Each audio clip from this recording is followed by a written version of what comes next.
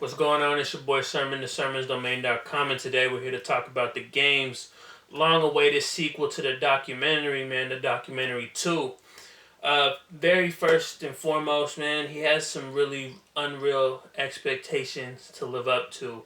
If anybody's ever heard the documentary, they know how much of an amazing album it is. It's a classic. It really helped, put the West Coast back on track to elevate themselves.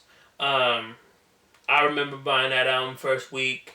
I loved, everything about that album pretty much. And I gotta say, I was kind of excited to hear about the documentary too. But at the same time, you look at sequels to classic albums, and a lot of them are disappointing. Like when I'm trying to think about it. Like obviously, the Blueprint 2 doesn't stand up to the Blueprint, or Raekwon's Only Built for Cuban Links 2. Even though that was a good album, it doesn't stand up to the original. So I was kind of like in a weird position because I'm like, okay, new game album, I'm excited, but it's a documentary too. Now, is he gonna be able to match the expectations? And I gotta say, he did not.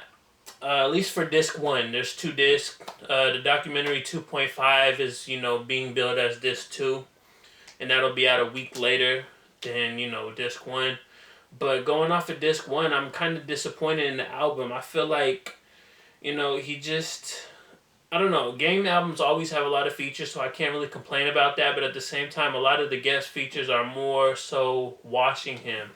Kendrick kills him on Me. Even Ice Cube, and I can even throw in Dr. Dre, washed him on Don't Trip. And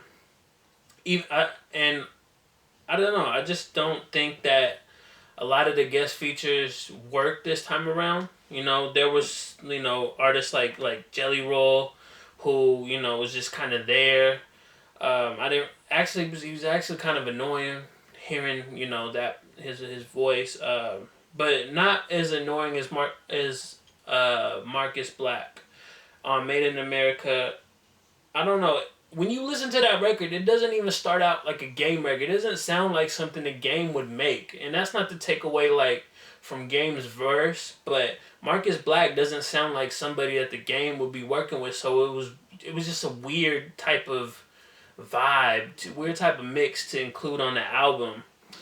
But I mean, for all the guest features that don't work, there's some that do. I like the fact that Diddy does his little rant on, standing on Ferraris. That's exactly what I want to hear from Diddy, in 2015. Absol continues to impress. After he dropped that really good verse on Mac Miller's album, he comes back on the documentary too with, on A Dollar in a Dream. I also got a comment, man, Moolah with Kanye West. Now, I feel like Kanye West might be in like some kind of creative slump because a lot of his guest features are just subpar, um, very disappointing, and I don't know what Kanye's doing, but I don't feel like he's putting any effort into his guest features, and he definitely doesn't on Moolah.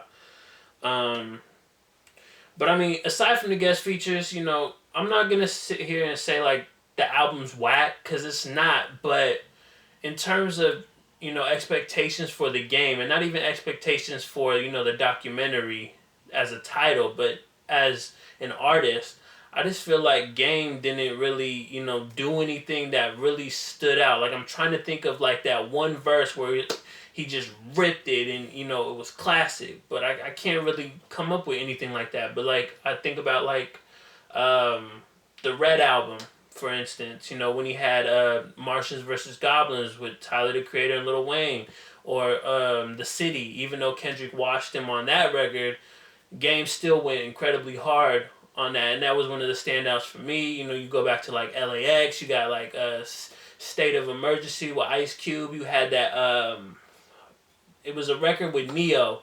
I think it was on like the bonus disc or something like that. It was a very um, catchy record. I'm not coming up with the title at the moment, but you can go back to like all these Game albums and pick out like a standout moment, something that'll like as soon as you hear it, you're like, yeah, remember that? Of course you remember that.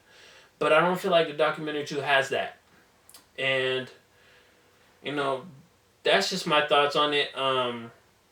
I feel like even if this wasn't titled the documentary 2, it still wouldn't live up to, expectations for the game.